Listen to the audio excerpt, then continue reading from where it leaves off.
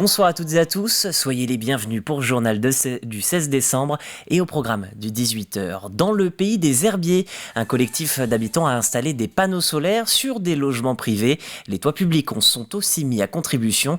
Vous découvrirez cette initiative du côté de Mouchamps. Avec notre journaliste Simon Philippot, nous reviendrons sur le 10e festival jeune public du logis de la Chaboterie, 2 jours de festivités qui ont pour thème cette année les Noëls traditionnels. Et enfin, comment recycler vos balles de tennis de table fragiles? Il faut souvent les remplacer. Alors le club de pongistes lyonnais met ses balles de côté pour une exposition en vue de Paris 2024. Quand les petits projets des uns servent l'intérêt général de tous, Solero vient de présenter son 2e chantier bouclé dans le pays des herbiers. Il s'agit de panneaux photovoltaïques installés sur les toits des ateliers municipaux de Mouchamps. La première réalisation avait été faite chez un particulier des herbiers. Cette fois-ci, c'est donc une commune qui s'est engagée aux côtés de l'association. Alexandre Lenaour.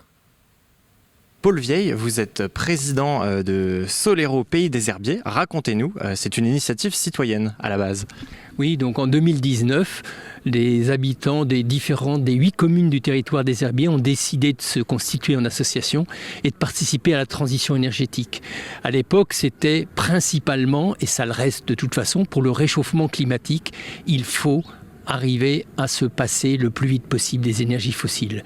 Depuis, la question de l'autonomie énergétique a pris pleinement sa place dans l'actualité. Et très concrètement, on est sur alors 160 mètres carrés, c'est ça, de panneaux photovoltaïques. Entre 160 et 200 mètres carrés de panneaux photovoltaïques qui vont apporter une petite partie donc, de l'énergie pour la commune. Patrick Mandin, vous êtes maire de Mouchamps. Vous avez décidé, vous, de soutenir ce projet de Solero. Tout à fait. Donc, dans le mandat précédent, Solero nous avait sollicité et avait repéré, le CIDEV avait participé d'ailleurs à ce premier repérage, des toitures, des espaces qui pouvaient demain accueillir donc des centrales photovoltaïques.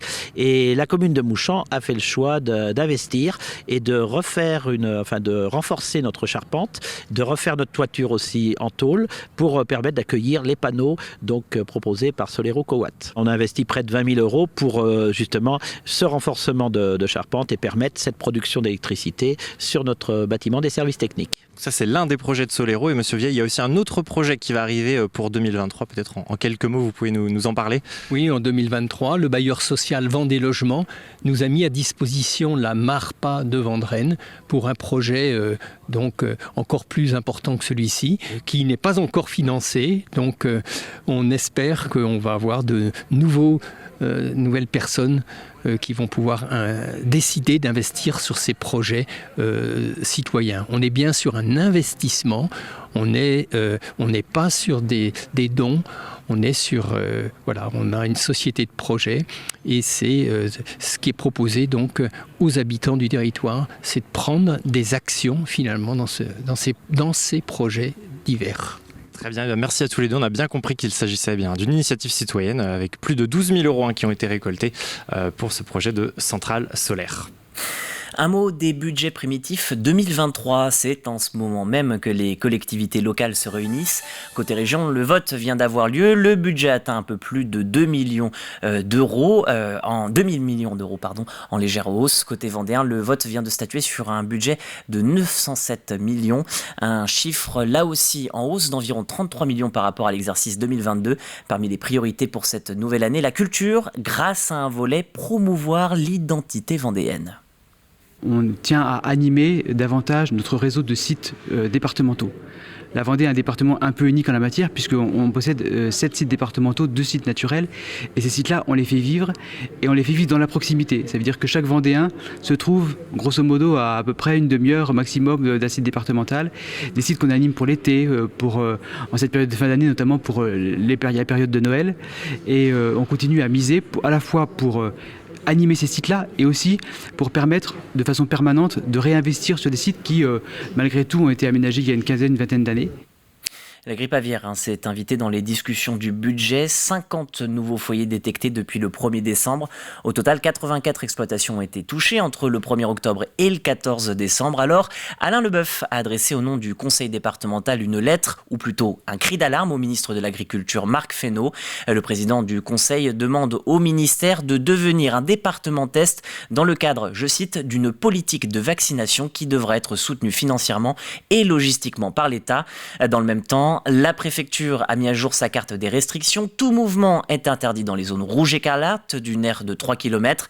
Dans un rayon de 10 km supplémentaires, une dérogation est nécessaire. Vous le voyez, dans la zone verte, dans le sud Vendée, l'objectif est de rapidement abattre la volaille, même si elle n'est pas tout à fait prête. Enfin, dans la dernière zone, les contrôles sont renforcés pour le moment.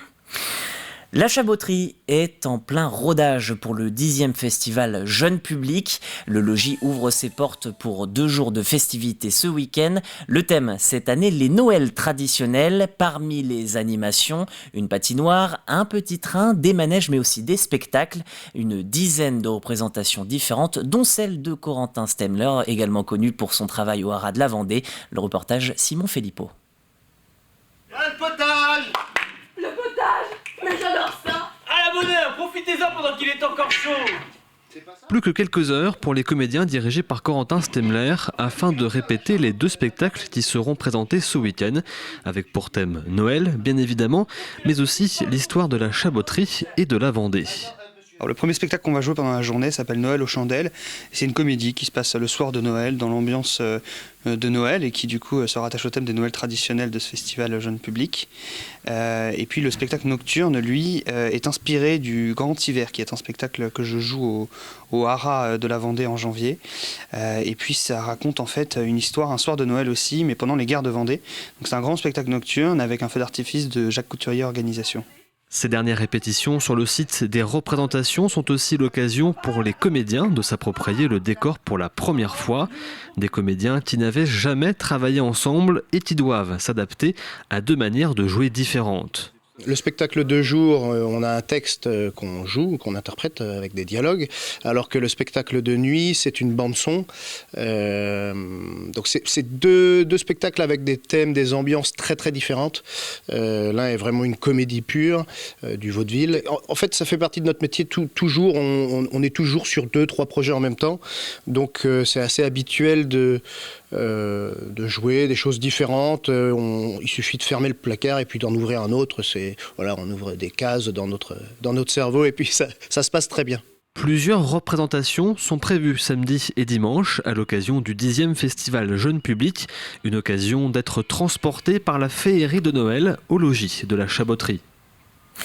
Que faire de ces balles de tennis de table? C'est une question pour de nombreux clubs de pongistes. Il faut dire que ces petites balles en plastique sont bien fragiles, mais le club de La Roche-sur-Yon a peut-être trouvé la solution. L'agence d'architecture Dream va récupérer 32 999 balles, c'est beaucoup, pour les valoriser dans une exposition. Pour le moment, le club en a récolté un peu plus de 400 depuis septembre. Il reste donc un peu de chemin. Les explications d'Agathe Poulet. Avec le choc des coups de raquette lors des matchs ou des entraînements, les balles cèdent et se cassent. Avec plus de 2000 balles usagées par an, ce club a trouvé une solution. Alors voilà la petite poubelle de balles usagées qui est utilisée depuis le début de la saison, depuis le mois de septembre. Donc déjà, on peut s'apercevoir qu'il y a quand même énormément de balles. On est au moins rendu à 300 ou 400 balles déjà usagées depuis le début de la saison. Une initiative pour l'environnement qui ravit les joueurs du club de La Roche-sur-Yon, qui ont su adopter facilement les bonnes habitudes. Ça aide quand même la planète et notre environnement, parce qu'il n'y a pas toujours de déchets plastiques en fait, quoi. Et c'est une très bonne initiative et il y a longtemps qu'on aurait dû faire ça. Très longtemps. C'est une très très bonne initiative, surtout pour le monde, pour le recyclage, pour moins polluer et tout ça. Donc c'est très très bien. Après plusieurs recherches pour pouvoir recycler les balles, l'agence d'architecture Dream a proposé de les récupérer pour une exposition labellisée Olympiade culturelle Paris 2024. L'objectif est de récolter au total 33 000 balles cassées pour cet événement. Pour relever le défi, le club de tennis de table a déjà contacté d'autres clubs en Vendée pour participer à cette action. Il y a déjà Esnay qui nous a répondu, les herbiers ou des choses comme ça qui vont aussi envoyer leurs balles, quoi. Mais bon, tout le monde, je pense, va s'y mettre. On passe aussi par le comité de Vendée, par la Ligue des Pays de Loire. Tout le monde s'y met, quoi. Et puis le recyclage est important pour tout le monde, je pense. Ce projet sur la thématique du sport dans la ville de demain aura lieu sur le site de Corbusier à Firminy, dans la Loire, à partir du 5 avril 2023. Le club de La Roche-sur-Yon multiplie ses opérations écologiques et solidaires en récupérant les plaques de raquettes pour permettre à des enfants défavorisés de jouer au tennis de table.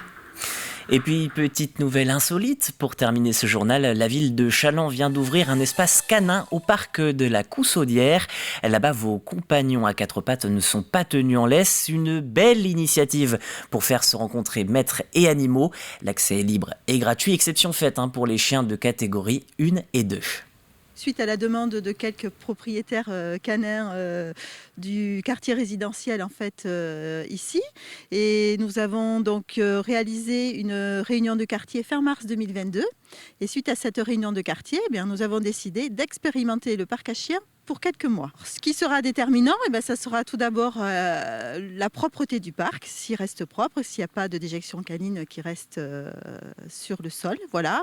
Et puis aussi, si on n'a pas écho de problématiques entre usagers du parc à chiens. Et si vous voulez en apprendre plus, sachez que c'était la Vendée en direct de ce mercredi, à retrouver donc avec Diane Delangle pour cette interview. C'est ainsi que s'achève cette nouvelle édition de votre journal. L'actualité revient dès lundi, pas de matinale au programme, et oui, c'est les vacances d'hiver.